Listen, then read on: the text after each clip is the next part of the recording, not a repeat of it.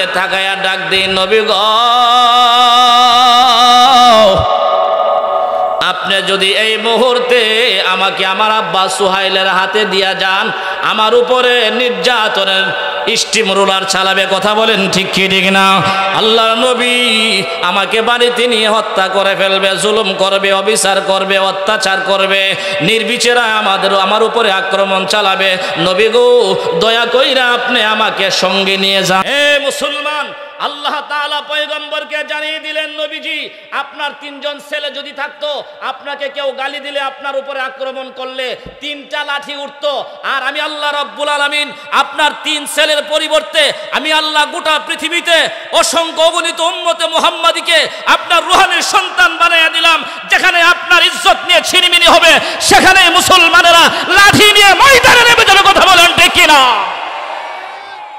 कमाले खुदा है कमाले मोहम्मद सल्लल्लाहु अलैहि मोहम्मद सल्लल्लाहु अलैहि वसल्लम बलगल उला बिकमालिहि कशफ दुजा बिजमालिहि हसनत जमीअ खिसालिहि सल्लु अलैहि व आलिहि ला इलाहा इल्लल्लाह ला इलाहा ला इलाहा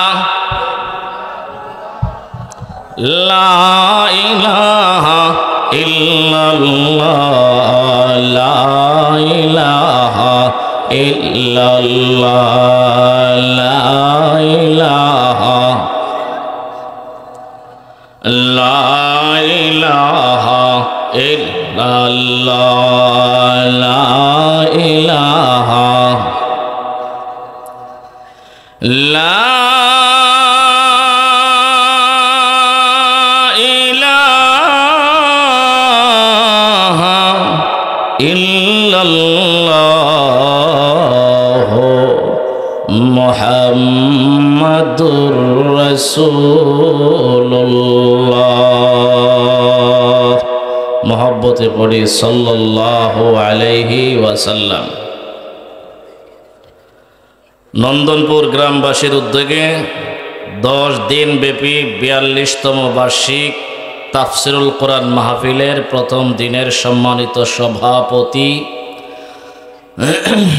হযরত মাওলানা আলী আজম কাসেমি সাহেব দামাত ফয়ুজুহুম, মুফতি ওলিউর রহমান কাসেমি সাহেব দামাত বারাকাতুহুম, উপস্থিত মুরব্বিয়ানে আজম, যুবক ভাইরা, পর্দার আড়ালে বসা আবেদা সলেহা মোমেনা পর্দানসীন আমার অত্যন্ত ভদ্র নেককার মা ও বোনেরা, আল্লাহ তাবারক ওয়া তাআলার দরবারে আলিশানে অসংখ্য অগণিত শুকরিয়া আদায় করছি যে জাতে পাক রব্বুল আলামিন কোরআন এবং হাদিসের কিছু কথা শোনা বলার জন্য আল্লাহ পাক রহমতি বরকতি শামিয়ানার নিচে আমাদেরকে মায়া করে, মেহেরবানি করে, দয়া করে, সুস্থ রেখে, ভালোবেসে, হায়াত দিয়ে, জীবন দিয়ে আজকের মতো 10 দিন ব্যাপী তাফসিরুল কোরআন মাহফিলের সূচনা লগ্নে প্রথম দিনে আমাদেরকে বসার আসার সুযোগ করে দিয়েছেন। তাই আল্লাহ পাকের শিখানো শব্দে আল্লাহ পাকের শুকর গুজার বান্দা হওয়ার জন্য একবার সকলে সমস্বরে বুলন্দ আওয়াজে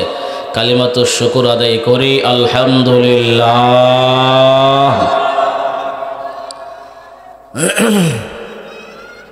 আমার ভাইরা, এই সকল রহমতি বরকতি শামিয়ানার নিচে কোনো মানুষ তার বাহুবলে নিজ ক্ষমতায় ঢুকতে পারবে না যদি আমার আল্লাহ তার দয়ার দ্বারা কোনো বান্দাকে টেনে না আনে। কথা বলেন ঠিক কি না? আল্লাহ যার প্রতি দয়া করবে ওই লোকটাই এইরকম রহমতি বরকতি শামিয়ানার নিচে আসার সুযোগ পাবে, তৌফিক পাবে, ক্ষমতা পাবে। আমরা যারা আসতেছি আসব, তো বুঝতে হবে আল্লাহ আমাদেরকে ভালোবাসেন। যদি ভালো না বাসতেন তাহলে আমার বয়স্ক, আমার সাথী সঙ্গী কত মানুষ এখন মনে করেন হাসপাতালে শায়িত, কত মানুষ টিভির সামনে বসা, কত মানুষ কত গুনার আড্ডায় বসা, মদের আড্ডায় বসা, জোয়ার আড্ডায় বসা। আমাকে কেন আল্লাহ কোরআনের এই মাজলিসে এনে দিলেন? বোঝা গেল আমার আল্লাহ অবশ্যই আমাদেরকে ভালোবাসেন বিদায় নিয়ে আসছেন। কথা বলেন ঠিক কি না? আমার ভাই, আমি আপনাদের সম্মুখে পবিত্র কোরআনুল কারীমের ২৬ নং পারার সূরাতুল ফাতহ থেকে দুইখানা আয়াত তিলাওয়াত করেছি, যেই সূরাতে মহান আল্লাহ রব্বুল আলামিন হুদাইবিয়ার ঐতিহাসিক সন্ধি এবং মক্কা বিজয়ের চূড়ান্ত আলোচনা করেছেন। বলেন, যেই সূরাতে আল্লাহ পাক কিসের আলোচনা করেছেন? হুদাইবিয়ার ঐতিহাসিক সন্ধি। হুদাইবিয়ার সন্ধির নাম তো আমরা সবাই শুনছি। হুদাইবিয়ার ঐতিহাসিক সন্ধি এবং মক্কা বিজয়ের প্রেক্ষাপট, পটভূমি আল্লাহ পাক রব্বুল আলামিন এই সূরাতে আলোচনা করেছেন। এই জন্য আজকে এবং আগামীকাল 2 দিনে সংক্ষিপ্ত আকারে সবিস্তারে নয়, আমি হুদাইবিয়ার সন্ধি এবং মক্কা বিজয়ের ইতিহাস আপনাদের সামনে আল্লাহর কোরআন, বিশ্বনবীর হাদিস থেকে কিছু কথা বলার আশা রাখি। যদি আল্লাহ তৌফিক দেন, আল্লাহ পাক আমাদেরকে কথা বলা, শোনার এবং আমলের তৌফিক দান করুন। আওয়াজ করে বলুন আমিন। আল্লাহ পাক রব্বুল আলামিন সূরাতুল ফাতহ, আল ফাতহ এর শুরুতেই আল্লাহ পাক রব্বুল আলামিন আয়াত নাজিল করেছেন, ইন্না ফাতাহনা লাকা ফাতহাম মুবিনা। আল্লাহ পাক রব্বুল আলামিন আমাদের নবীজিকে লক্ষ্য করে বলেন, হে নবী, নিশ্চয় আমি আল্লাহ আপনাকে সুস্পষ্ট বিজয় দান করেছি। সুবহানাল্লাহ। নিশ্চয় আমি আল্লাহ আপনাকে সুস্পষ্ট বিজয় দান করেছি। এই হলো সূরাতুল ফাতহের প্রথম আয়াতের সরল অর্থ এবং তর্জমা। আমরা এই আয়াত এবং সূরাকে বোঝার জন্য একটু পিছন থেকে আলোচনা করলেই আমাদের জন্য বোঝা অতি সহজ হয়ে যাবে। আমরা জানি আমাদের নবীজি সাল্লাল্লাহু আলাইহি ওয়াসাল্লামের নবুয়তের সময়কাল হলো 23 বৎসর। কথা বলেন ঠিক কিনা? 40 বৎসর বয়সে নবুয়ত লাভ করছেন, আর 23 বৎসর ছিলেন পয়গম্বর। নবুয়ত লাভ করার পরে দায়ী হিসাবে দাওয়াতের কাজ করেছেন। 40 আর 23 কত হলো? 63 বৎসর জিন্দেগি। আমরা জানি আমাদের নবীজি সাল্লাল্লাহু আলাইহি ওয়াসাল্লামের 23 বৎসরের নবুয়তের জিন্দেগি 2 ভাগে বিভক্ত। বলেন, নবীজির 23 বৎসরের নবুয়তের জিন্দেগি কয় ভাগে বিভক্ত? 2 ভাগে বিভক্ত। একটিকে বলা হয় মক্কি জিন্দেগি, আর একটিকে বলা হয় মাদানী জিন্দেগি। কথা বলেন ঠিক কিনা?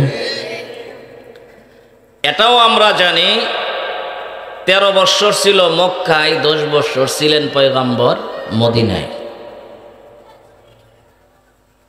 নবুয়তের সময় পয়গম্বর 23 বৎসর পাইলেন, এর মধ্যে 13 বৎসর ছিলেন মক্কাতে, 10 বৎসর ছিলেন মদিনায়।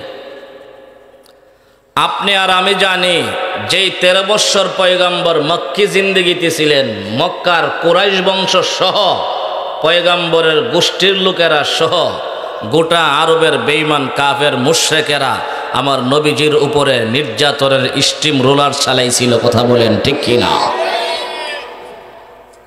এমনকি প্রায় সময় তারা আমার নবীজিকে হত্যা করার ষড়যন্ত্র করেছিল। কিন্তু আল্লাহ পাক রব্বুল আলামিন যাকে রাখেন রাখে আল্লাহ, মারে কে? মারে আল্লাহ, রাখে কে? আমার নবীজির হেফাজতের জিম্মাদারি প্রথম পয়গম্বর নবুয়ত লাভ করার পরে তিনি গাইডম্যান রাখতেন, গার্ড রাখতেন সাথে। আল্লাহ পাক পরিষ্কার বলে দিয়েছেন, নবীজি আপনি আমার বন্ধু, আপনি আমার মাহবুব, আপনি আমার পেয়ারা, আপনি গার্ড রাখতে হবে না, আপনার হেফাজতের জিম্মাদারি আমি আল্লাহর কুদরতি হাতে নিয়ে গেলাম। আর গার্ডের দরকার নাই। নবীজিকে আমার আল্লাহ প্রতিটি মুহূর্তে আল্লাহ পাক কুদরতি ভাবে পাহারা দিয়েছেন। সুবহানাল্লাহ। আপনারা জানেন আল্লাহ পাক কোনো এক সময় আমার নবীজিকে ডাইরেক্ট বলে নাই, ইনডাইরেক্ট বলেছেন, নবীজি হতে পারে কিছুদিনের মধ্যে হিজরত করা লাগতে পারে। অর্থাৎ মক্কা ছেড়ে আপনি জন্মভূমি ছেড়ে মদিনায় যেতে হবে, আমি গোটা মদিনাকে ইসলামী রাষ্ট্র কায়েম কইরা এরপরে আপনার হাতেই মক্কা বিজয়ী দান করব। এটা আল্লাহ পাকের হিকমত, কৌশল, আহকামুল হাকিমিন আল্লাহ। আমার মায়ার নবীজিকে যখন আল্লাহ পাক ডাইরেক্ট বলে নাই, ইনডাইরেক্ট বলছেন, আল্লাহ ইনডাইরেক্ট বলল, এটা যে বাস্তব হবে এতে কোনো সন্দেহ নাই। হে নবী, আপনি কিছুদিনের মধ্যে হতে পারে মদিনায় যাওয়া লাগতে পারে, হিজরত করা লাগতে পারে। এই কথা বলার পর নবীজি সাল্লাল্লাহু আলাইহি ওয়াসাল্লাম তখন থেকে হিজরতের আগ পর্যন্ত আপ্রাণ চেষ্টা করেছিলেন আল্লাহর ঘর খানায়ে কাবার ভিতরে ঢুকিয়ে নিয়ে 2 রাকাত নামাজ আদায় করতে পারে। কথা বুঝলেন না? নবী কার? আল্লাহ। ঘর কার? আল্লাহ। তদানীন্তনকালে তৎকালীন সময় খানায়ে কাবার চাবি আমাদের নবীর হাতে ছিল না। খানায়ে কাবার চাবি ছিল উসমান ইবনে তলহা নামক মুশরিকের কাছে। আমার মায়ার নবী আদরের সুরে উসমান ইবনে তলহাকে গিয়ে বলছেন, ভাইজান আমার মনে বড় তামান্না, আমি আমার মাওলার ঘর খানায়ে কাবার ভিতরে ঢুকে 2 রাকাত নামাজ পড়ব, চাবিটাকে একটু দিতে পারবেন? উসমান ইবনে তলহা ডাইরেক্ট নিষেধ করে দিল, না না না, চাবি দেওয়া যাবে না। নাউজুবিল্লাহ বলেন। জোর যার মুল্লুক তার। কথা বলেন ঠিক কি না? আমার নবীজি যেহেতু জন্মভূমি ছেড়ে চলে যেতে হবে আল্লাহর ইশারা, এই জন্য নবীজি চেয়েছিলেন যদি আমি এই মক্কায় আর না ঢুকতে পারি, আল্লাহর ঘরে কোনো সময় না আসতে পারি, এই জন্য মনে বড় তামান্না, চাবিটা যদি পাইতাম, আল্লাহর ঘরে যদি 2 রাকাত নামাজ আদায় করতে পারতাম, আমার মনটা কতই না শান্তি পাইত, ইতমিনান হইত। কিন্তু না তো না, চাবি আর দিল না। আচ্ছা বলেন, মায়ার নবী সাল্লাল্লাহু আলাইহি ওয়াসাল্লাম আকাশের দিকে তাকায়া চোখের পানি ছেড়ে দিয়ে আমার আল্লাহর কাছে কাঁদতেছিলেন। সুবহানাল্লাহ। মুসলমান, যেই মাত্র উসমান ইবনে তলহা আল্লাহর পয়গম্বরকে খানে কাবার চাবি দেই নাই রে ভাই, মায়া নবী দয়ার নবী আকাশের দিকে তাকায়া তাকায়া কান্দে, আল্লাহ আমি তোমার নবী, এই ঘর খানে কাবা হলো তোমার ঘর, আল্লাহ তাদেরকে তুমি এত বড় ক্ষমতা দিলা, চাবিওয়ালা বানায়া দিলা, আল্লাহ আমি তোমার পয়গম্বর চাইলাম, খানে কাবার চাবিটা আমাকে একটু দিল না গো আল্লাহ। আমার ভাই, আমার পয়গম্বরের কলিজা পেটে যায় রে ভাই, দুঃখে কষ্টে। আল্লাহ রাব্বুল আলামিন ডাক দিয়ে বলেন, রে জিবরাইল যা যা রে যা, এ জিবরাইল জলদি করে যা, আমার বন্ধু চোখের পানি ছেড়ে কাঁদবে রে, আমি রহমান রাহিম, আমি আল্লাহ বরদাস্ত করতে পারি না। জিবরাইল যা, আমার নবী খানা কাবার চত্বরে দাঁড়াইয়া আমি আল্লাহরে ডাক দিয়ে বলতেছেন, আল্লাহ আমি তোমার নবী হইয়া তোমার ঘর খানায় কাবার চাবি পাইলাম না, মনে বড় দুঃখ। আমার ভাই আল্লাহ রাব্বুল আলামিন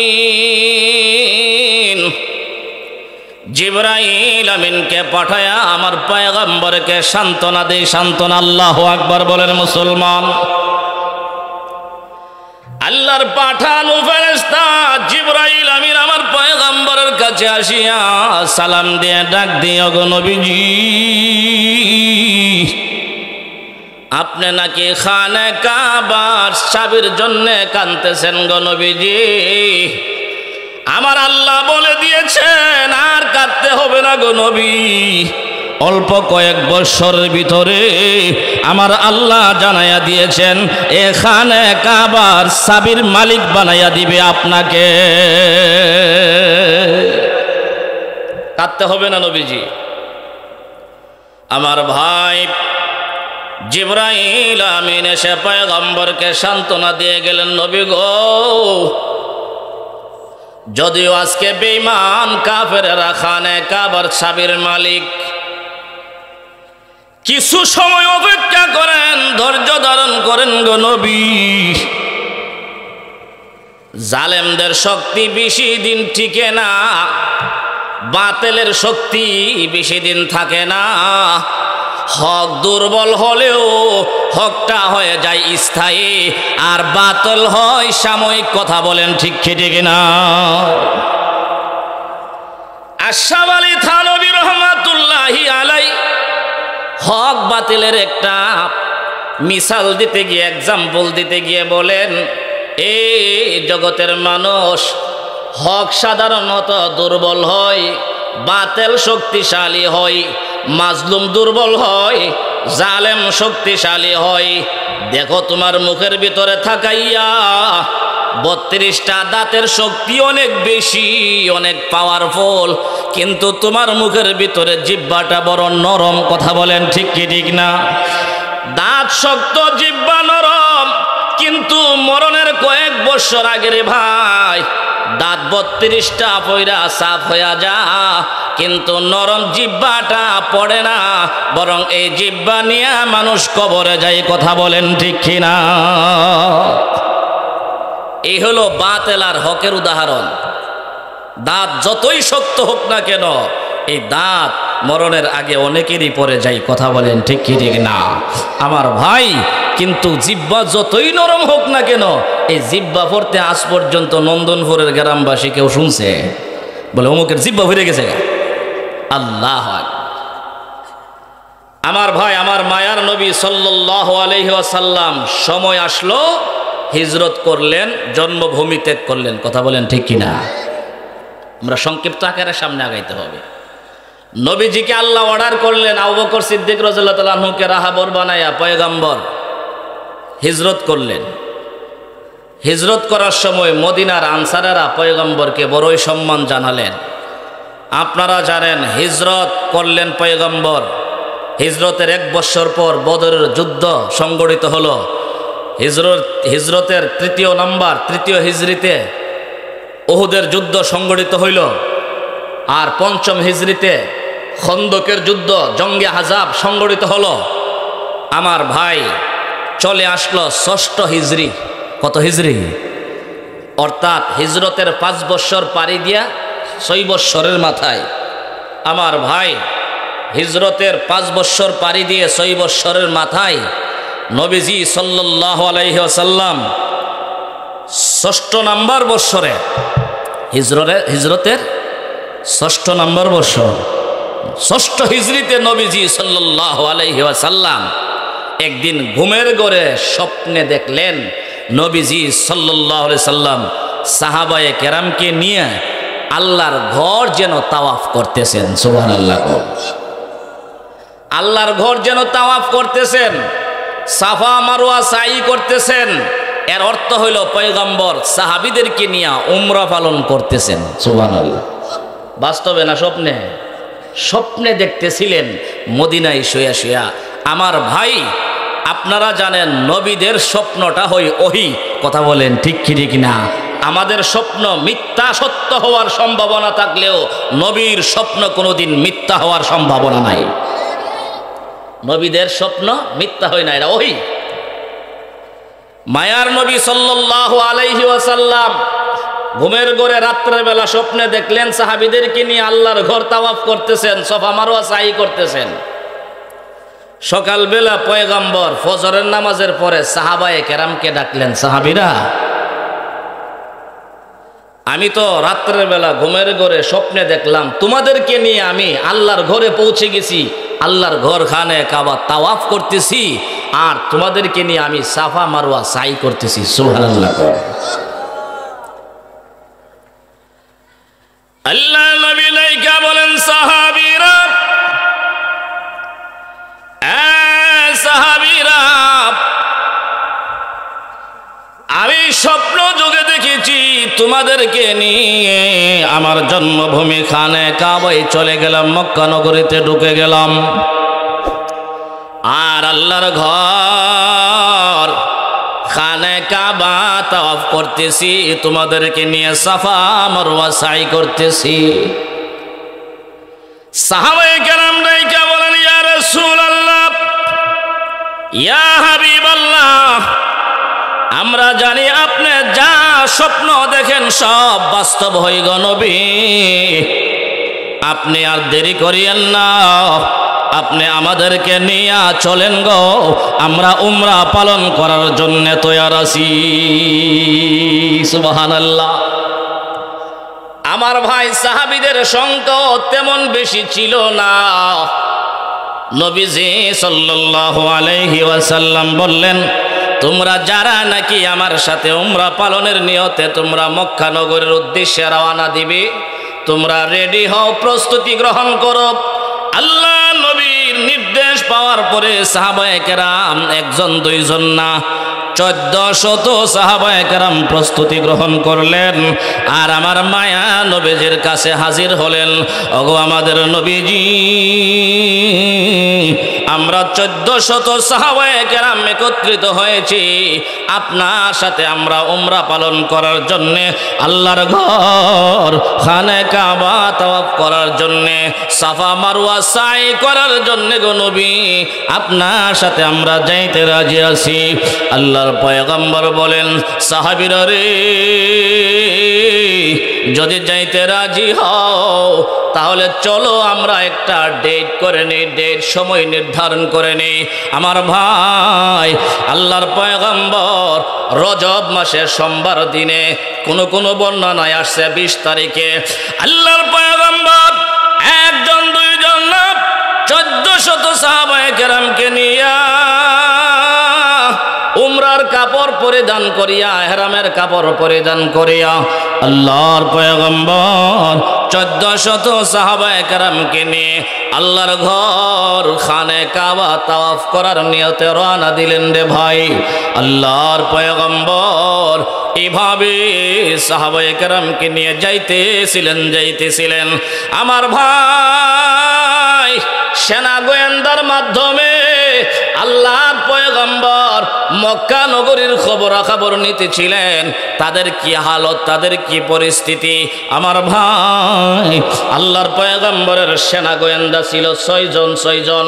এই 6 জনের কোনো একজন পয়গম্বরকে জানিয়ে দিলেন, নবী গো, আপনি যে আমাদের 1400 সাহাবায়ে কেরামকে নিয়ে উমরা পালন করার জন্য, মক্কাতে প্রবেশ করার জন্য মদিনা থেকে রওনা দিয়েছেন গো নবী, মক্কার মুশরিক এবং কাফেরেরা এই সংবাদ পেয়ে গেছে, মক্কার কাফেররা সংবাদ পেয়ে গেছে। আমার ভাই, সংবাদ পাওয়ার সাথে সাথে মক্কার বেঈমান কাফেরেরা তারা সকলে মিলে পরামর্শ বৈঠকে বসে গেল। পরামর্শ বৈঠকে বসে সাথে সাথে সিদ্ধান্ত হয়ে গেল, মুহাম্মদের বাহিনীকে মক্কায় ঢুকতে দেওয়া হবে না। নাউজুবিল্লাহ। আসলে কি আমাদের নবী যুদ্ধ করার জন্য গিয়েছিলেন? বরং উমরার জন্য এহরাম বেঁধে এহরামের কাপড় পরিধান অবস্থায় গিয়েছিলেন। কথা বলেন ঠিক কি না? কিন্তু সুরের মনে তো একটা ভয় আছে, ওই কথা বলেন ঠিক কি না?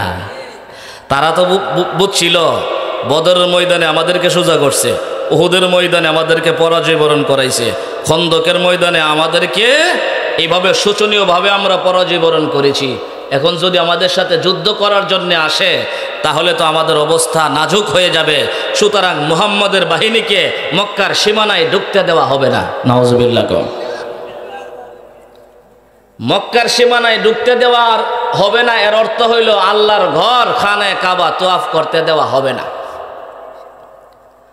তারা কত বড় জালেম হতে পারে যারা আল্লাহর নবী এবং তার সাহাবীদেরকে আল্লাহর ঘরে ঢুকতে তারা বাধা দিয়েছিল। কথা বলেন ঠিক কিনা?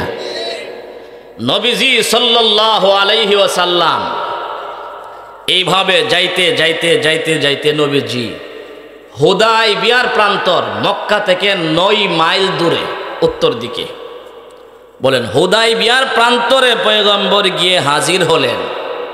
কথা খুব বোঝার চেষ্টা করবেন। হুদায়বিয়ার ময়দানে পৌঁছার পর আমাদের নবীজি সাল্লাল্লাহু আলাইহি ওয়াসাল্লাম যেই উটের উপর আরোহণ করেছিলেন, নবীজির উট নিজে ওই 2টা পা ভাঙ্গা দিয়া জমিনে বসে গেছে। সুবহানাল্লাহ।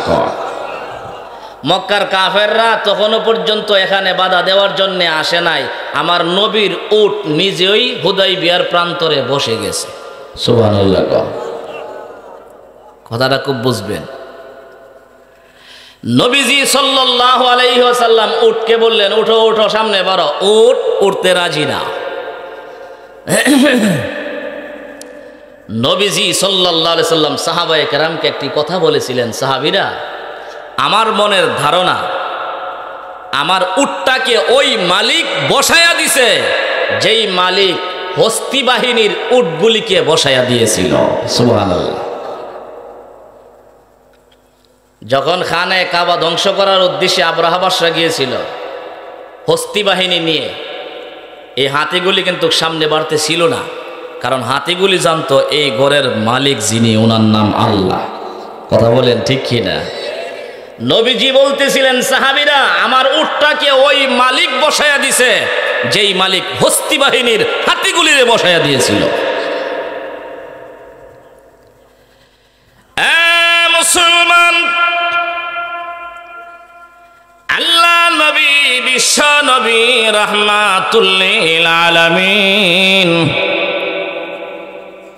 এই উটটারে বারবার বললেন, উটরে তুমি বসে গেছো, আমি বুঝছি নিশ্চয় আমার মালিক আল্লাহর ইশারা আছে, তবে শোনো, আমরা মক্কা নগরীতে ঢুকবো না, তবে আমরা হুদায়বিয়ার একটা এমন প্রান্তে যাব যে প্রান্তে পানির কূপ আছে। সুবহানাল্লাহ। আমরা হুদায়বিয়ার ময়দানে এমন একটা জায়গায় অবস্থান করব যেখানে পানির কূপ আছে। 1400 মানুষের পানির ব্যবস্থার দরকার আছে কিনা নাই? নবীজি উটের সাথে পরামর্শ করে, উঠরে এনে যে বইছস, এখানে তো পানির ব্যবস্থা নাই, আমার সাহাবীরা কষ্ট করবো, সুতরাং ওঠো, পানির কূপের কাছে যাও। উটটা উঠতে একটা সেকেন্ড দেরি করছে না। সুবহানাল্লাহ কইতেন না? উট উঠে গেল। নবীজি সাল্লাল্লাহু আলাইহি সাল্লাম এই উট নিয়ে সাহাবীদেরকে নিয়ে হুদায়বিয়ার প্রান্তরে এমন এক সীমানায় গেলেন যেখানে একটি কূপ ছিল, পানির কূপ। তদানীন্তনকালে পানির খুবই সংকট ছিল। আমার ভাই, সেই পানির কূপের কাছে যাওয়ার পর 1400 সাহাবী, তাদের হাতে কোনো পানি নাই। এই এক কূপের পানি মুহূর্তের ভিতরেই শেষ। সুবহানাল্লাহ কইতেন না? মুহূর্তের ভিতরে শেষ। একজন সাহাবী নবীজিকে বললেন, ইয়া রাসূলুল্লাহ, আমরা তো সাহাবী 1400 মানুষ, আপনি তো এসেছিলেন উটকে নিয়ে পানির ব্যবস্থার কাছে, এখানে তো পানির ব্যবস্থা ছিল, পানি তো শেষ, এখন আমরা কি করব? আমাদের তো গোসলের দরকার, ওযুর দরকার, খানার জন্যে খানা তৈরি করলো পানির দরকার, কি করব নবীজি? নবীজি সাল্লাল্লাহু আলাইহি ওয়াসাল্লাম তলব করলেন যে তোমাদের কাহারো মস্কে কোনো পানির ব্যবস্থা আসেনি?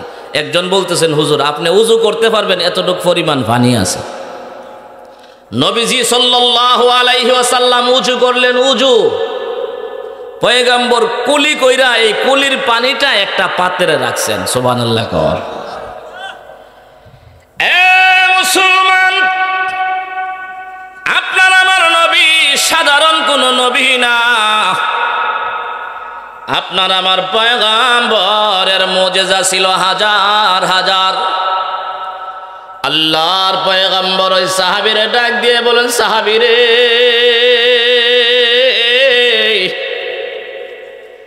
আমার পয়গম্বরের কুলির পানিটা, এই পাত্রের পানিটা নিয়া কূপের ভিতরে নিক্ষেপ করে দাও। আল্লাহর কুদরতে সেখানে আমার আল্লাহ পানি দিয়ে দিবেন। আমার ভাই, আল্লাহর পয়গম্বর এই কুলির পানিটা একটা পাত্রে দেওয়ার পর আল্লাহর নবীর একজন সাহাবী এই সামান্য পরিমাণ পানি নিয়া এই হুদায়বিয়ার প্রান্তরের শুকনা কূপের ভিতরে ঢেলে দেয়। আমার ভাই, একটা মুহূর্তের ভিতরে এই কূপটা কানায় কানায় পানি ভরপুর হয়ে যায়। লা ইলাহা, মায়ের সুরে লা ইলাহা,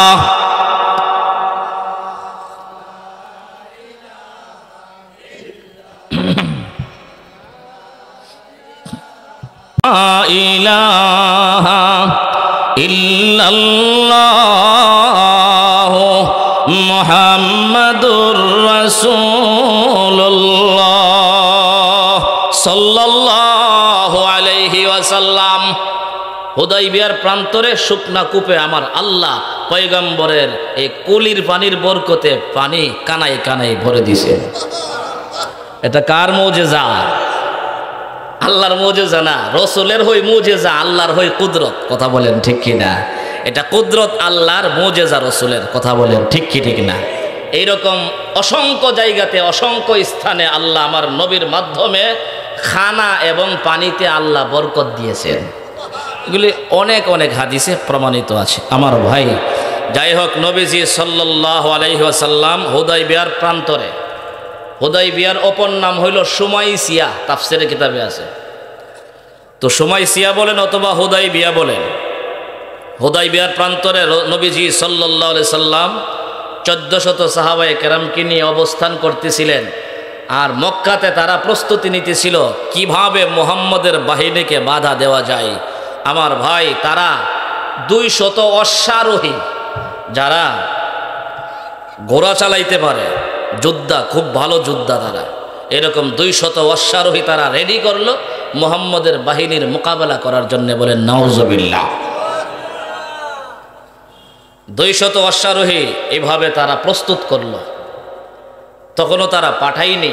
আমার নবীজি সাল্লাল্লাহু আলাইহি ওয়াসাল্লাম, আমার নবীজি সাল্লাল্লাহু আলাইহি ওয়াসাল্লাম পরামর্শ বৈঠকে বসলেন হুদায়বিয়ার প্রান্তরে। সাহাবীরা, আমরা তো আসলে এসেছি উমরা পালনের জন্য, যুদ্ধের নিয়তে নই। কথা বলেন ঠিক কিনা?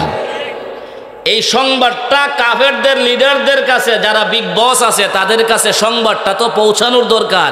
আমরা যুদ্ধের জন্য আসি নাই, উমরার জন্য আসছি। এই সংবাদটা, এই পরিস্থিতিতে তোমাদের মধ্যে কে আছো, আমার এই সংবাদটা নিয়ে কুরাইশদের কাছে যাইবা। সুবহানাল্লাহ। সাহসের দরকার আছে কিনা? নাই, থমথমে অবস্থা তো। কথা বলেন ঠিক কিনা? তারা প্রস্তুতি নিতেছে, মুহাম্মদের বাহিনীর মোকাবেলা করবে, মক্কায় ঢুকতে দিবে না। ঠিক সেই মুহূর্তে এমন কোন সাহাবী আছো, হ্যাঁ, তোমার সাহসিকতার দ্বারা মক্কায় ঢুকে কুরাইশদের নেতাদের কাছে গিয়ে আমার এই সংবাদটা পৌঁছে দিবা। আমার ভাই হযরত ওমর রাদিয়াল্লাহু তাআলা দাঁড়িয়ে গেছেন। সুবহানাল্লাহ। কে দাঁড়াইছেন? নরম না গরম? শয়তানে দেখলে ভয় পাইতো নি? রসুল হাসতেছেন। একদিন ওমর আসছেন, ওমর রাদিয়াল্লাহু তাআলা বলতেছেন, ইয়া রাসূলুল্লাহ, সারা জীবন আপনি হাসলেও আমার আপত্তি নাই, এই মুহূর্তে আমার দিকে কেন হাসি দিলেন? সুবহানাল্লাহ। নবীজি বলতেছেন, হাসতাম না যে, দেখলাম তুমিও বাইরেছো এক রাস্তায়, শয়তানও আসতেছিল ওই রাস্তা দিয়া, তোমারে দেখা উল্টা মোড় মারছে। সুবহানাল্লাহ। না, যে রাস্তা দিয়ে তুমি হাঁটো ওই রাস্তা দিয়ে শয়তান হাঁটে না, তোমারে ভয় পা। আমার ভাই, সত্যের নিশানা ছিল, হকের নিশানা ছিলেন হযরত ওমর। কথা বলেন ঠিক কিনা? ওমর বলতেছেন, ইয়া রাসূলুল্লাহ, আপনি ভয় পাওয়ার কিচ্ছু নাই, আমাকে পাঠিয়ে দেন, মক্কায় প্রবেশ করে কুরাইশদের লিডারদের কাছে গিয়ে আমি আপনার সংবাদ পৌঁছিয়ে দিয়ে আসব। নবীজি বলেন, ওমর বসো। ওমর, তুমি বসো। উসমান কোথায়? উসমান দাঁড়াও। সুবহানাল্লাহ। মুসলমান সিদ্ধান্ত নিলেন অন্য কোনো সাহাবীকে পাঠানো যাবে না, আমার উসমানকে পাঠাইতে হবে। কারণ আমার উসমানের নুন খাই নাই মক্কা নগরীর এমন কোনো মানুষ নাই। সুবহানাল্লাহ কর। মানুষ সাধারণত নুন খাইলে গুনগানে গানা। আল্লাহর নবী বলেন, উসমান তোমার অবদান নাই, তোমার দান খয়রাত নাই এমন কোন ফ্যামিলি মক্কা নগরীতে নাই। অবশ্যই মক্কা নগরীর কুরাইশদের প্রত্যেকের দিলে তোমার একটা ভালোবাসা, মহব্বত, আজমত আছে। এই জন্য আমি চাই রে তুমি উসমানকে আমি মক্কা নগরের লিডারদের কাছে সংবাদ দিয়ে পাঠাবো।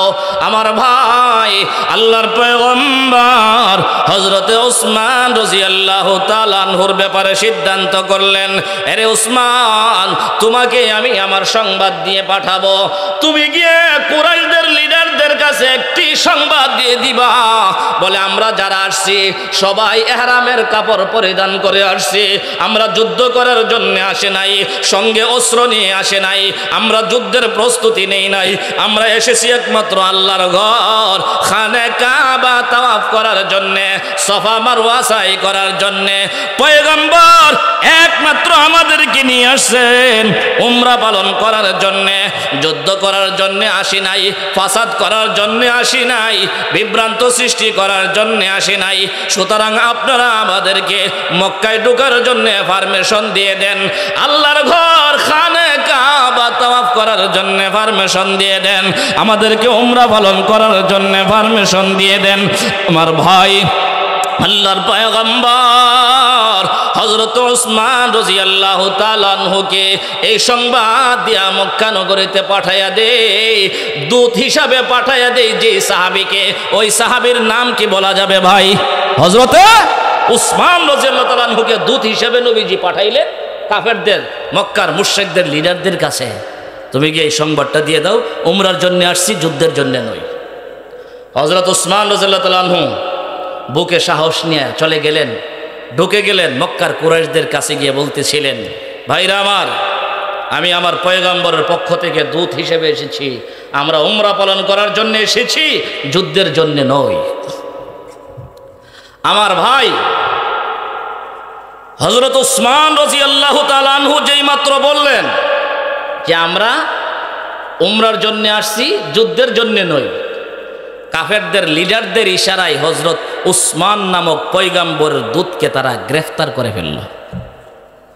কথাটা খুব বুঝবেন, দূতকে গ্রেফতার করা, দূত হত্যা করা, এটা আন্তর্জাতিক নিয়মের খেলাফ। কথা বলেন ঠিক কি ঠিক না?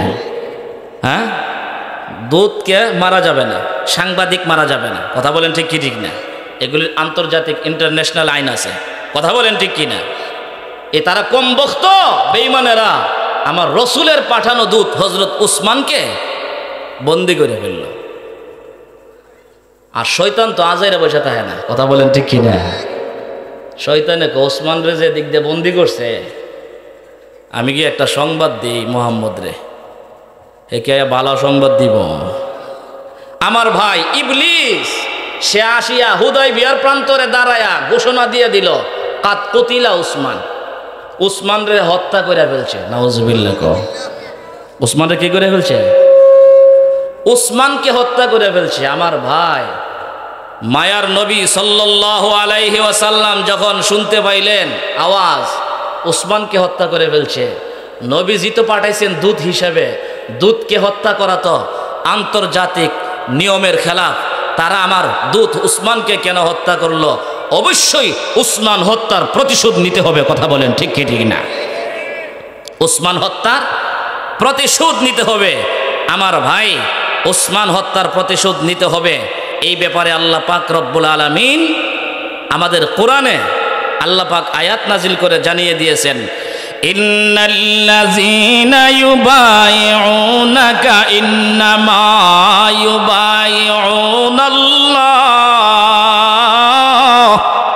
ইয়াদুল্লাহি ফাওকা আইদিহিম ফামান নাকাসা ফাইন্নামা ইয়ানকুসু আলা নাফসিহি ওয়ামান আওফা বিমা আহাদা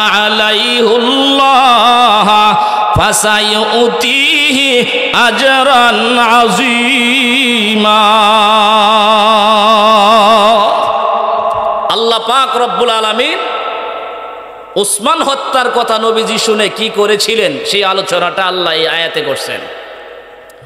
আল্লাহর পয়গম্বর যেই মাত্র শুনতে পাইলেন কাদ কুতিলা উসমান, উসমানকে হত্যা করা হয়েছে, দূতকে হত্যা করা হয়েছে, আমার ভাই আল্লাহর পয়গম্বর সাহাবায়ে কেরামকে নিয়ে পরামর্শ বৈঠকে বসলেন। এরে সাহাবীরা, এই মুহূর্তে তোমরাই বলো কি করা যায়। আমি যে একজন দূত পাঠাইছিলাম, আমার উসমান রে পাঠাইছিলাম, এই মক্কার মুশরিক বেঈমানেরা নাকি আমার উসমানকে হত্যা করে ফেলছে। সাহাবীরা রে, আমি নবীজি এই মুহূর্তে তোমাদের পরামর্শ চাই। আমার দূত উসমানকে হত্যা করার কারণে এই মুহূর্তে আমরা কি করতে পারি? 1400 সাহাবায়ে কেরাম এক বাক্যে বলে উঠলেন, নবী গো, আপনি যদি রাজি হন তাহলে আমরা 1400 সাহাবী আমরা জান দিয়ে প্রাণ দিয়ে হলেও, আমাদের বুকের তাজা রক্ত দিয়ে হলেও উসমান হত্যার প্রতিশোধ নিয়ে সারবগণ সুবহানাল্লাহ। 1400 সাহাবী এক বাক্যে বলছেন, নবীজি আমরা হযরত উসমান হত্যার প্রতিশোধ নিয়ে ছাড়ব। আমার ভাই আল্লাহর পয়গম্বর সাহাবায়ে কেরামকে ডাইকা বলেন, সাহাবীরা রে, আমার উসমান হত্যার প্রতিশোধ যে তোমরা নিবারে, সেই কথাটা জবান দিয়া বললে হবে না। সুবহানাল্লাহ কর, শুধু মুখে বললে হবে না রে। আমার উসমান হত্যার প্রতিশোধ নিবা যে, এই ব্যাপারে তোমরা আমি পয়গম্বরের হাত ধইরা শপথ করতে হবে। আমি নবীজির হাত ধরে তোমরা শপথ করতে হবে, অর্থাৎ বায়াত হতে হবে। বায়াত, আমি তোমাদেরকে এই কথার উপরে বায়াত করব যে তোমরা আমার উসমান হত্যার প্রতিশোধ গ্রহণ করবা। আমার ভাই আল্লাহ রাব্বুল আলামিন এই আয়াতে আলোচনা করেন, ইন্নাল্লাযীনা ইউবাইউনাকা ইন্নামা ইউবাইউনাল্লাহ।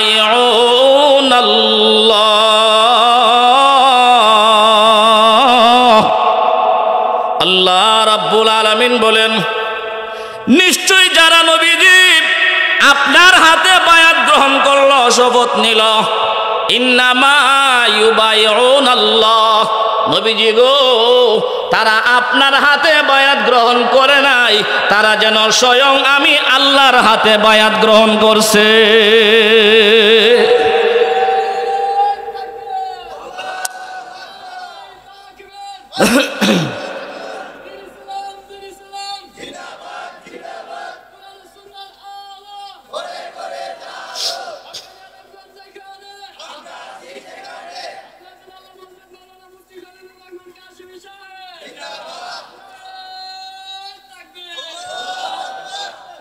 আমার ভাইরা, আল্লাহ রাব্বুল আলামিন নবীজিকে ডাইকে বলেন, নবী গো, যারা আপনার উসমান হত্যার প্রতিশোধের জন্য শপথ করেছে, হলফ করেছে, বায়াত গ্রহণ করেছে আপনার হাতে, নবী গো, তারা যেন আপনার হাতে নয়, স্বয়ং আমি আল্লাহর হাতে যেন বায়াত গ্রহণ করছে। সুবহানাল্লাহ। কথা খুব বোঝার চেষ্টা করবেন। আল্লাহ রাব্বুল আলামিন ডাইকে বলেন, ইয়াদুল্লাহি ফাওকা আইদিহিম। আল্লাহ রাব্বুল আলামিন ডাইকে বলেন, নবীজি আপনার 1400 সাহাবীরা আপনার হাতে হাত দিয়া বায়াত গ্রহণ করছে, শপথ নিছে, উসমান হত্যার প্রতিশোধ গ্রহণ করবে। আমি আল্লাহ আমার একটা হাত আপনার হাতের উপরে রাইখা দিলাম, আমি আল্লাহও চাই উসমান হত্যার প্রতিশোধ গ্রহণ করব। আল্লাহ কি বলেন? আল্লাহ কো আমি আল্লাহও চাই উসমান হত্যার প্রতিশোধ গ্রহণ করতে। এখানে বিরাট প্রশ্ন, কথা বুঝিয়েন। আমাদের নবীজি সাল্লাল্লাহু আলাইহি সাল্লাম যে সংবাদ শুনলেন উসমানকে হত্যা করা হয়েছে, আসলে কি উসমানকে হত্যা করা হয়েছে? উসমান মারা গেছে, উসমান শহীদ হয়েছে। আমাদের নবীজি সাল্লাল্লাহু আলাইহি ওয়াসাল্লাম যেহেতু আলেমুল গায়েব না, এই কারণে নবী 1400 সাহাবায়ে কেরামকে নিয়ে বায়াত গ্রহণ করছে। কেউ আমার উসমানরে নাকি হত্যা করে ফেলছে, সুতরাং হত্যার প্রতিশোধ নিতে হবে। আমার নবী যেহেতু গায়েব জানেন না, নবী শপথ নিতেই পারেন। কথা বলেন ঠিক কিনা? আল্লাহ তো আলেমুল গায়েব। কথা বলেন ঠিক কিনা? আল্লাহ তো আলেমুল গায়েব। আল্লাহ কেন বলতেছেন, হে নবী আপনার 1400 সাহাবায়ে কেরামের সাথে আমি আল্লাহ বায়াত গ্রহণ করলাম, উসমান হত্যার প্রতিশোধ নিব? কথাটা বুঝাইতে পারছি? বিরাট প্রশ্ন কিনা? আল্লাহ তো আলিমুল গায়েব, আল্লাহ তো জানেন উসমান নিহতই হই নাই, তাহলে আবার উসমান হত্যার প্রতিশোধ কেন? কথা বলেন ঠিক কিনা? আমার ভাই, আল্লাহ যেটা বুঝাইছেন আমরা এখনো সেটা বুঝি নাই। আল্লাহ নবীজিকে বুঝাইছেন, হে নবী যদিও আজকে উসমানকে হত্যা করে নাই, শহীদ করে নাই, অচিরেই একটা বিদ্রোহী পার্টি কয়েক বছর পরে আমার উসমানকে নির্মমভাবে শহীদ করবে, হত্যা করবে। তখন তাদেরকে বলে যান তারা যেন উসমান হত্যার প্রতিশোধ গ্রহণ করে। যদিও ওই দিন উসমান নিহত হই নাই, কিছুদিন পরে উসমানকে শহীদ করা হবে, সেই দিন যেন আপনার এই সাহাবায়ে কেরাম জিন্দা থাকলে যেন উসমানের হত্যার প্রতিশোধ গ্রহণ করে। সেই দিন আমিও এই তাদের পক্ষে থাকবো। সুবহানাল্লাহ। কথা বুঝাইতে পারছি? যদিও ওই দিন নিহত হই নাই, কয়েক বছর পরে উসমানের খেলাফত আমলে উসমানকে বিদ্রোহী পার্টিরা শহীদ করবে নির্মমভাবে। সেই দিন মুসলমানেরা যারা জিন্দা থাকবে তারা অবশ্যই উসমান হত্যার প্রতিশোধ নিতে হবে। সেই দিকে ইঙ্গিত করে আল্লাহ হুদায়বিয়ার দিনই আয়াত নাজিল করে জানাই দিয়েছেন। সুবহানাল্লাহ।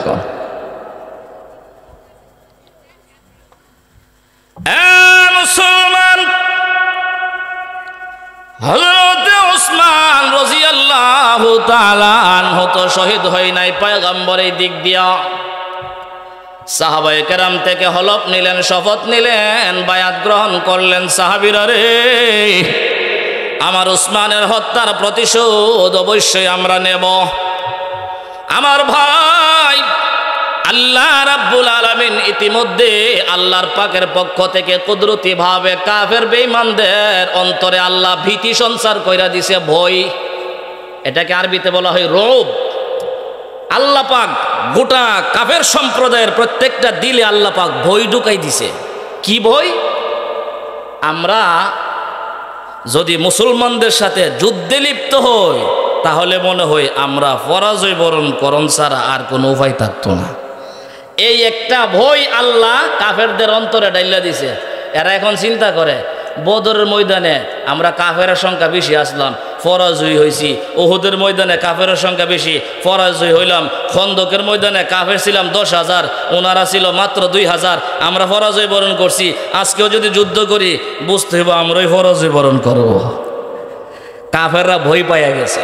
আমার ভাই, ভয় পাওয়ার পরেও তারা সিদ্ধান্তে অটল যে এই বছর কমস কম মুসলমানদের বাহিনীকে মক্কায় ঢুকতে দেওয়া হবে না। হযরত উসমান রাদিয়াল্লাহু তাআলা আনহুর সাথে কাফেরদের পক্ষ থেকে ছোট্ট একটি কাফেলা পাঠাইলো, কাফেলা সন্ধি চুক্তি করার জন্য। সুবহানাল্লাহ।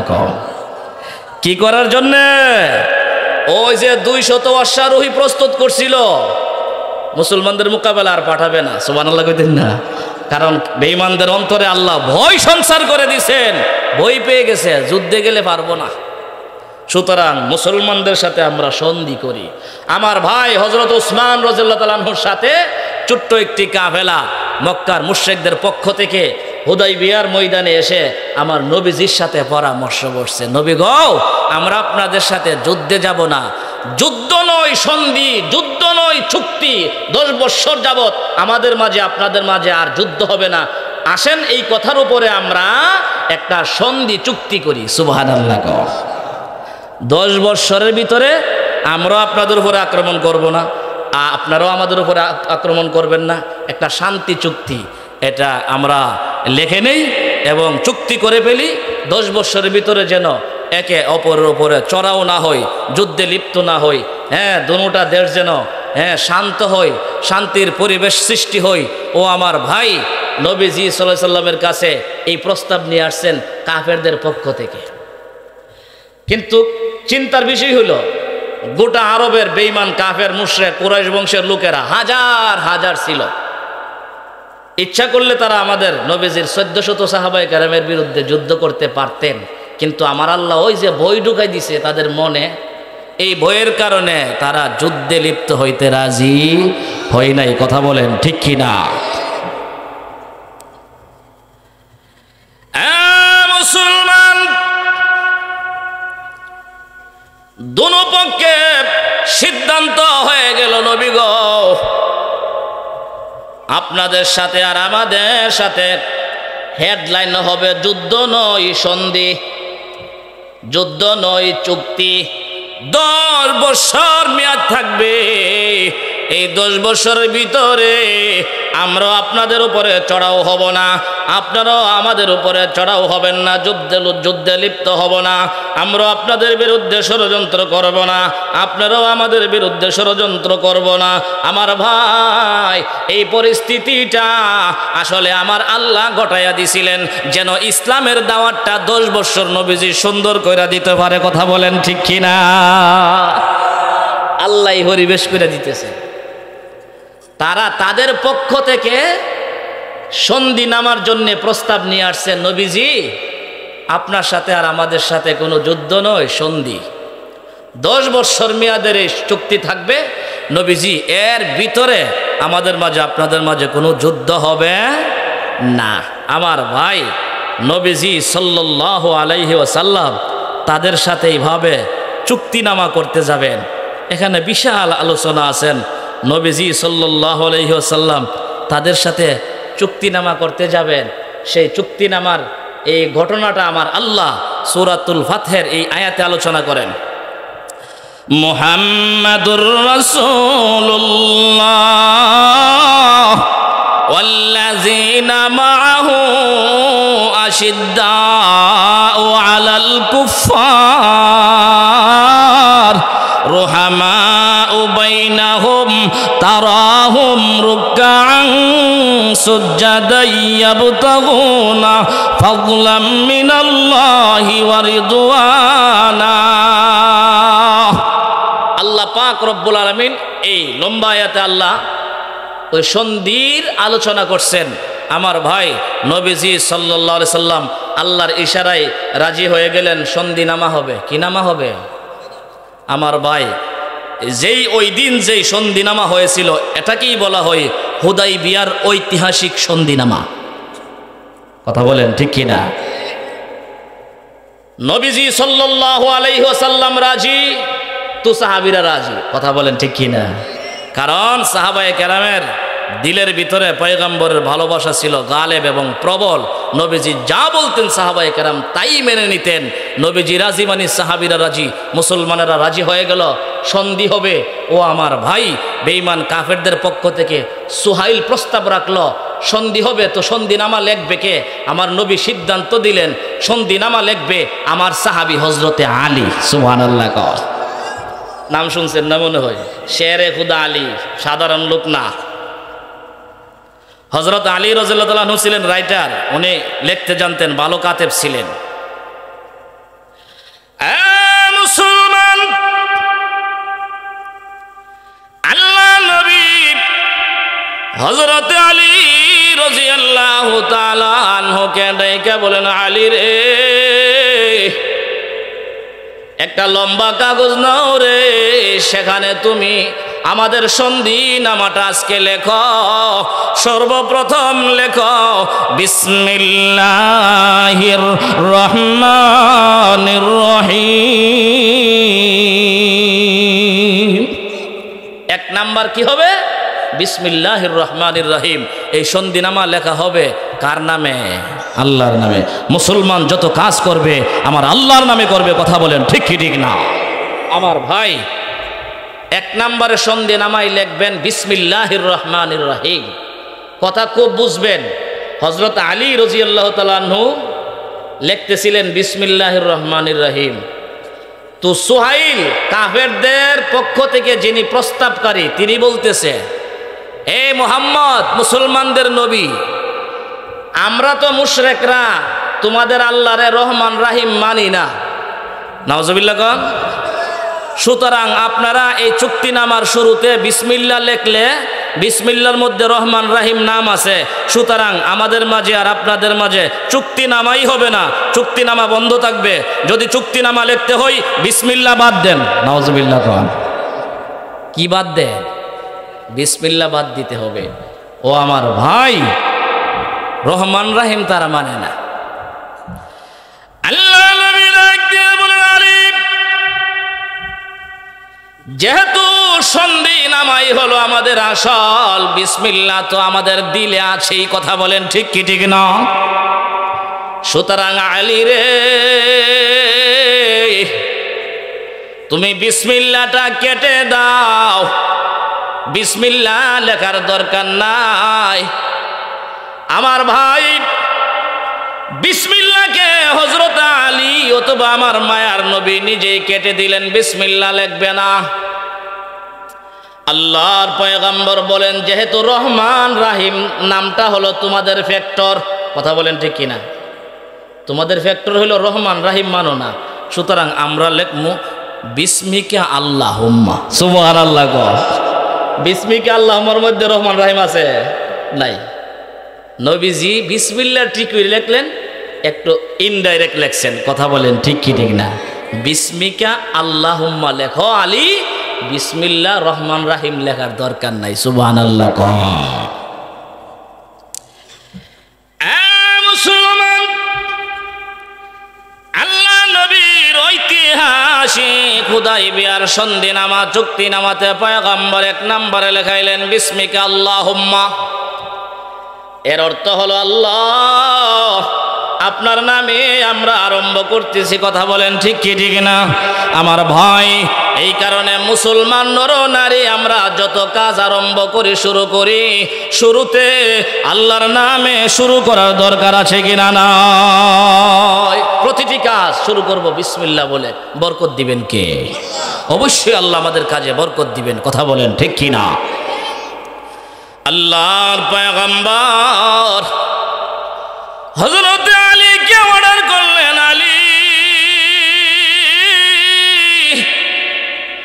1 নম্বরে তুমি লেখো চুক্তিনামার শুরুতে মিন মুহাম্মাদির রাসূলিল্লাহ ইলা রুআসায়ে মক্কা। আলী রে, তুমি লেখো 1 নম্বরে 1 নম্বর লাইন লেখো মিন মুহাম্মাদির রাসূলিল্লাহ। এই চুক্তিনামা হলো মুহাম্মদ রাসূল সাল্লাল্লাহু আলাইহি ওয়াসাল্লামের সাথে আর মক্কার লিডারদের সাথে, ইলা রুআসায়ে মক্কা। কথা বলেন ঠিক কি ঠিক না? হ্যাঁ, লেখো। আমার ভাই হযরত আলী যেই মাত্র চুক্তিনামাতে লিখলেন মিন মুহাম্মাদির রাসূলিল্লাহি ইলা রুআসায়ে কুরাইশ অথবা ইলা রুআসায়ে মক্কা, এমনিতে বেঈমান কাফেরদের পক্ষ থেকে সুহাইল ডাক দিয়ে বলেন, হে মুসলমানদের নবী, আমরা যদি আপনাকে রাসূল মানতাম তাহলে তো সন্ধির কোনো দরকার ছিল না। এই মুসলমানদের নবী,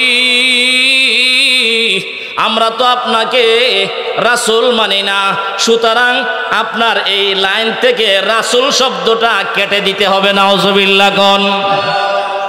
আমরা তো আপনাকে রাসূল মানি না, আর রাসূলই যদি মানতাম তাহলে তো আর দ্বন্দ্ব ছিল না, কথা বলেন ঠিক কি ঠিক না?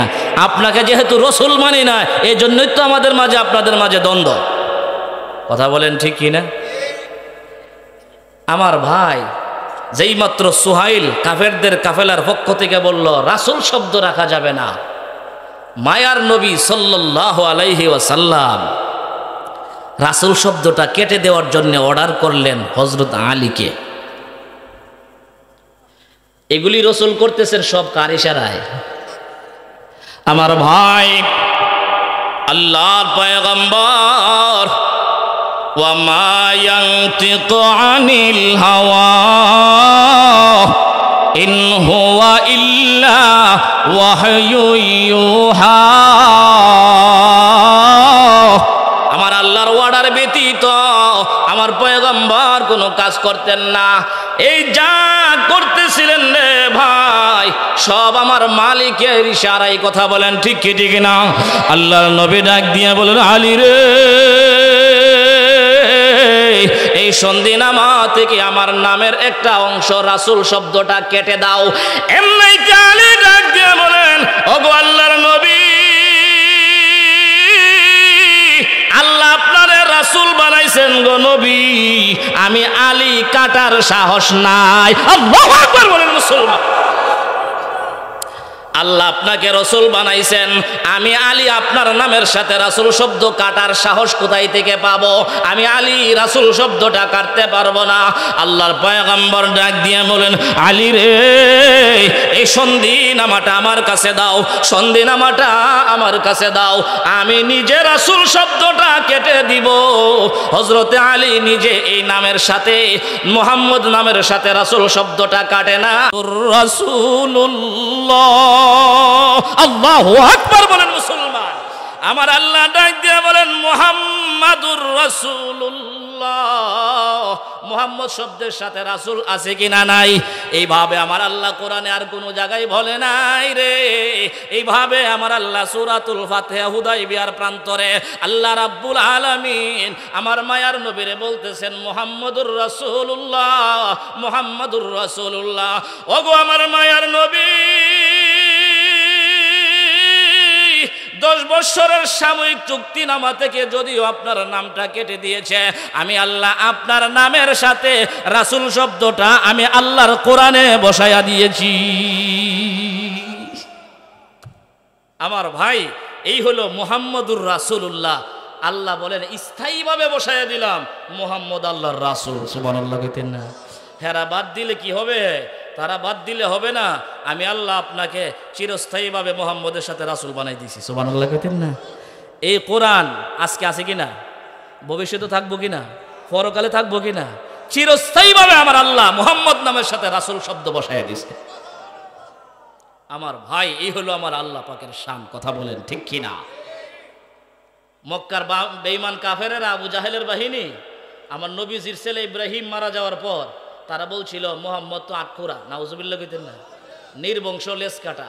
আল্লাহ পাক রব্বুল আলামিন সূরা কাউসার নাজিল করে সান্ত্বনা দিয়ে আমার নবীজিকে বলছিলেন, নবীজি, ইন্না আতাইনাকাল কাউসার। কাউসারের এক ব্যাখ্যা হলো, নবী, আপনাকে আমি আপনার 3 সন্তানের পরিবর্তে আমি লক্ষ লক্ষ কোটি কোটি অসংখ্য অগণিত রূহানি সন্তান দান করে দিলাম। আমরা নবীর রূহানি সন্তান। কথা বলেন ঠিক কিনা? গোটা পৃথিবীতে আল্লাহর পয়গম্বরের রূহানি সন্তান আছে কিনা নাই? এ মুসলমান, আল্লাহ তাআলা পয়গম্বরকে জানিয়ে দিলেন, নবীজি, আপনার 3 জন ছেলে যদি থাকতো, আপনাকে কেউ গালি দিলে, আপনার উপরে আক্রমণ করলে 3টা লাঠি উঠতো, আর আমি আল্লাহ রাব্বুল আলামিন আপনার 3 ছেলের পরিবর্তে আমি আল্লাহ গোটা পৃথিবীতে অসংখ্য অগণিত উম্মতে মুহাম্মাদিকে আপনার রূহানির সন্তান বানাইয়া দিলাম। যেখানে আপনার ইজ্জত নিয়ে ছিনিমিনি হবে, সেখানে মুসলমানেরা লাঠি নিয়ে ময়দানে নেমে যাবে। কথা বলেন ঠিক কিনা?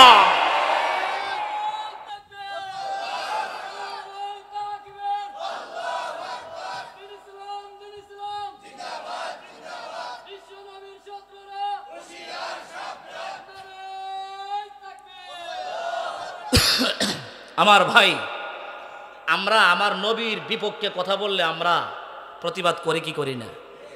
আল্লাহ আপনি 3 সন্তানের জন্য কাঁদেন কেন? আমি তো গোটা পৃথিবীতে কোটি কোটি অসংখ্য আপনার রূহানি সন্তান দান করে দিছি। সুবহানাল্লাহ। আমার নবীজিকে মাঝে মধ্যে এইভাবে আল্লাহ সান্ত্বনা দিতেন। এই আয়াত দিয়েও আমার আল্লাহ আমার পয়গম্বরকে সান্ত্বনা দিয়েছিলেন। কথা বলেন ঠিক কি ঠিক না? ঘুমাই গেছেন কেন? কি পিছনের কথা কয় না? হ্যাঁ, একটু আল্লাহ পাকের ইসমে জাতের জিকির করে একটু কলবটাকে উজালা করেন। আল্লাহ আল্লাহ আল্লাহ আল্লাহ আল্লাহ আল্লাহ আল্লাহ।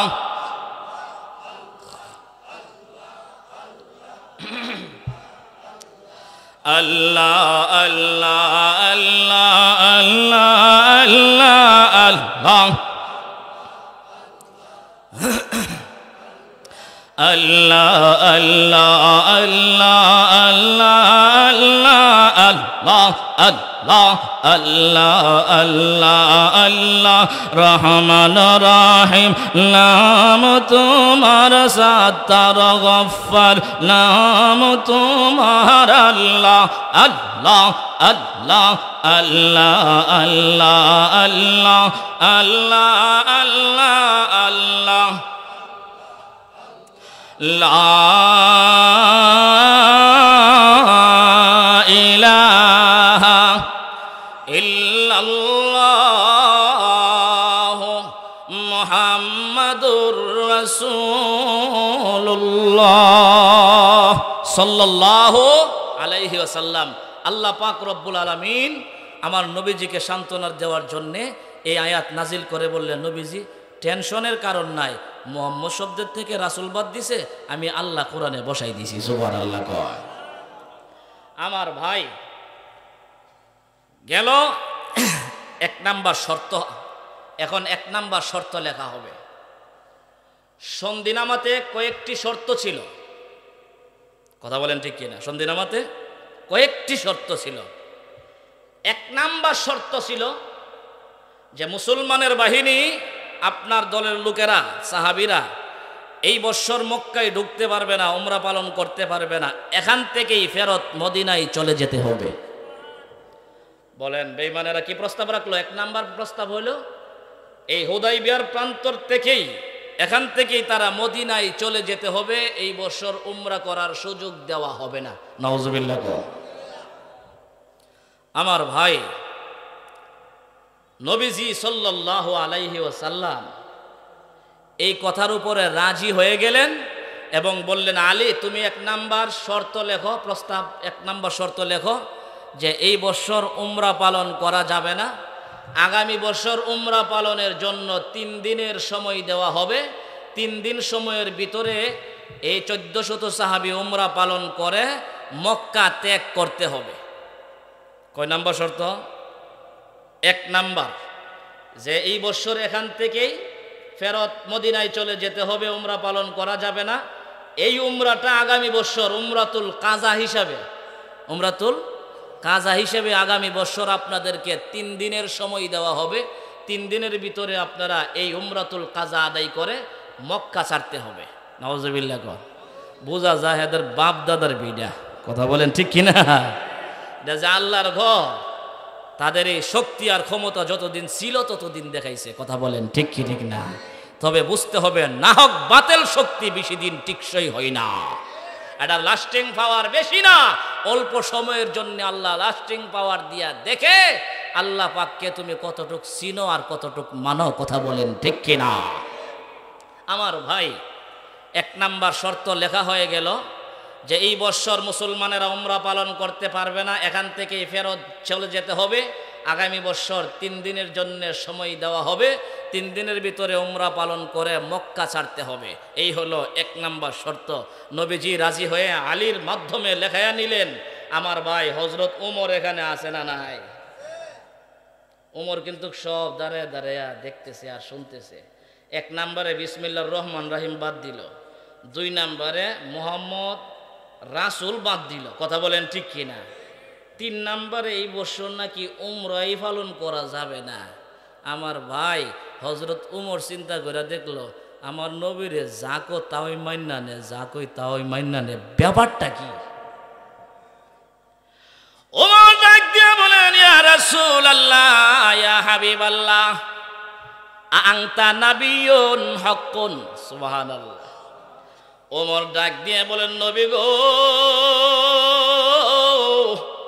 আপনি কি আল্লাহর পাঠানো সত্য নবী না? সুবহানাল্লাহ কইতেন না? ও নবী, আপনি কি আল্লাহর পাঠানো সত্য নবী না? নবীজি বলেন, নাম, অবশ্যই আমি আল্লাহ পাকের পাঠানো সত্য নবী। ওমর ডাক দিয়ে বলেন, নবীজি,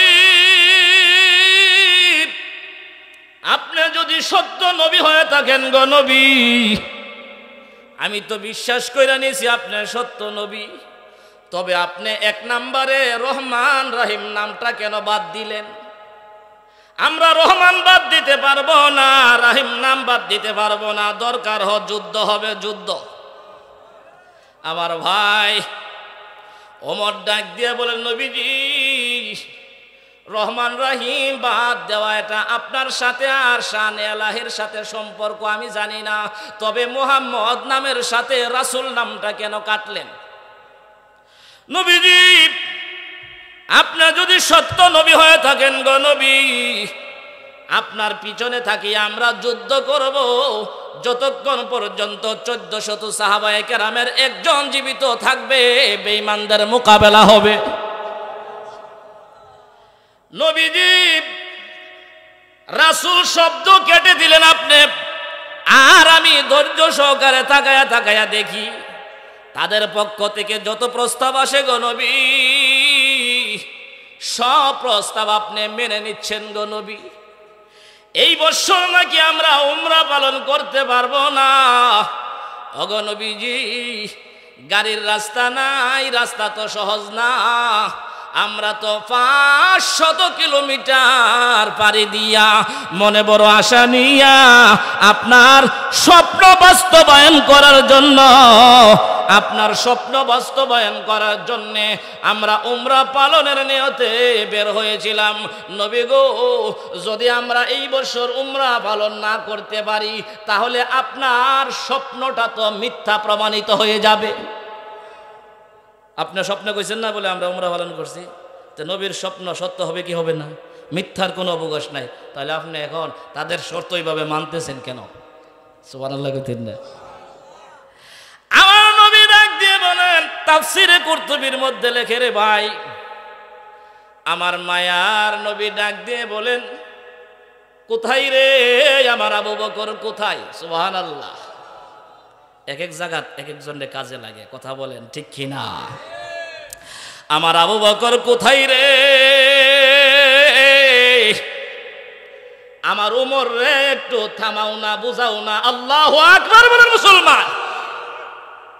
আমার নবী উমর, তোমারে আমি এই মুহূর্তে বুঝাতে পারবো না, আমি সব করতেছি আমার এলাহির ইশারায়, আমার মালিকের ইশারায়। তোমারে বয়ান করে বোঝানোর সময় আমার নাই। আবু বকর, আমার উমর রে দইরা নিয়ে যা, আমার উমর রে তুমি একটু বুঝাইয়া দাও। সুবহানাল্লাহ। হযরত আবু বকর উমরের হাত ধরে টাইনা একটু দূরে সরাইয়া নিয়ে গেলেন। আবু বকর ডাক দিয়ে বলল, উমর, তুমি কি ভাবছো আমার নবী ভুল করতেছে? সুবহানাল্লাহ। তুমি কি জানো না আমার মায়ার নবী যা করেন গো, আমার আল্লাহর ইশারাই করেন। কথা বলেন ঠিক কি ঠিক না? ওমর রে, একটু ধৈর্য ধারণ। তবে মদিনার থেকে কেউ আসলে আর ফেরত দেওয়া যাবে না। লেখো, আমার ভাই, আল্লাহর কোরআনের সূরা ফাতহার তাফসীর লিখতে গিয়ে মুফাসসিরিনে কেরাম একটা ঘটনা লিখছেন। ঘটনা ঠিক সেই মুহূর্তে, কথাটা বুঝবেন, যখন নাকি 2 নাম্বার শর্তটা লেখা হয়েছে। শর্তটা কি? মক্কা থেকে কোনো মানুষ মুসলমান হয়ে মদিনায় গেলে ফেরত দিতে হবে, আর মদিনা থেকে কেউ আসলে আমরা ফেরত দিব না। এই শর্তটা লেখা শেষ ঠিক সেই মুহূর্তে ওই যে কাফেরদের পক্ষ থেকে দূত এসেছিল সুহাইল, এই সুহাইলের নিজের ছেলে আবু জান্দাল মুসলমান হইয়া নবীর কাছে পৌঁছে গেছে। সন্ধি লেখা হয়ে গেছে, 2 নাম্বার শর্ত লেখা হয়ে গেছে। এই মুহূর্তে আবু জান্দাল, সুহাইলের ছেলে আবু জান্দাল কালিমা পড়ে মুসলমান হয়ে নবীর দরবারে এসে পৌঁছে গেছে। সুহাইল বলতেছে, মুসলমানদের নবী, 2 নাম্বার শর্ত কিন্তু লেখা হয়ে গেছে যে মক্কার কোনো মানুষ আপনার কাছে গেলে ফেরত দিতে হবে। সুতরাং আমার ছেলে আবু জান্দাল মুসলমান হয়ে আপনার কাছে আসছে, শর্ত অনুযায়ী আমার কাছে ফেরত দিয়ে যেতে হবে। কথাটা বুঝতেছেন আপনারা?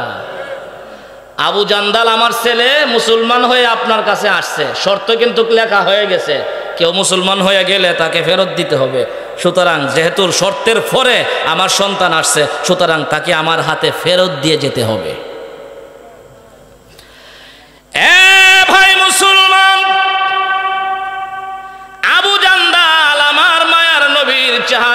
দিকে তাকায়া ডাক দিন, নবী গো, আপনি যদি এই মুহূর্তে আমাকে আমার আব্বা সুহাইলের হাতে দিয়া যান, আমার উপরে নির্যাতনের স্টিম রোলার চালাবে। কথা বলেন ঠিক কি ঠিক না? আল্লাহর নবী আমাকে বাড়িতে নিয়ে হত্যা করে ফেলবে, জুলুম করবে, অবিচার করবে, অত্যাচার করবে, নির্বিচারে আমার উপরে আক্রমণ চালাবে। নবী গো, দয়া কইরা আপনি আমাকে সঙ্গে নিয়ে যান। সুবহানাল্লাহ কর। আমার ভাই আলহামদুলিল্লাহ হুজুর চলে আসছেন, আল্লাহর মেহেরবানি। ইনশাআল্লাহ হুজুর মূল্যবান আলোচনা করবেন। বলতেছিলাম আবু জান্দাল রাদিয়াল্লাহু তাআলা আনহুকে আমার মায়ার নবী আর নিতে পারেন নাই। শর্তের কারণে পয়গম্বর শর্তের খাতিরে সুহাইলের হাতে সুপর্দ কইরা দিয়ে গেছে। আর নবীজি একটা ভবিষ্যৎবাণী দিয়ে গেছেন, সুহাইল রে কান্দিস না, তোমরা মাজলুম, তোমাদের এই মাজলুমদের ফরিয়াদের কারণে অচিরেই আল্লাহ তোমাদের মুক্তির একটা ব্যবস্থা আমার আল্লাহ নিজে নিবেন। সুবহানাল্লাহ বলেন। আল্লাহ পাক রব্বুল আলামিন অচিরেই কিভাবে সুহাইলকে মুক্তির ব্যবস্থা করলেন, মক্কার মাজলুম মুসলমানদের মুক্তির ব্যবস্থা করলেন, সেই আলোচনাটা ইনশাআল্লাহ আগামীকাল আসবে। আগামীকালও ইনশাআল্লাহ আমার আলোচনা এশারের নামাজের পর সাথে সাথে ইনশাআল্লাহ আসবো তো আমরা ইনশাআল্লাহ। আল্লাহ পাক রব্বুল আলামিন প্রত্যেকের সাথে আরো একজন করে জোড়া লাগাইয়া নিয়ে আসার তৌফিক দান করো। আল্লাহ পাক এই বিশাল 10 দিন ব্যাপী তাফসীরুল কোরআন মাহফিলকে আল্লাহ সফলতা দান করুন, বলুন আমিন। ওয়া আখিরু দাওয়ানা আলহামদুলিল্লাহি রাব্বিল আলামিন। আসসালামু আলাইকুম ওয়া রাহমাতুল্লাহ। হুজুর ভালো আছে?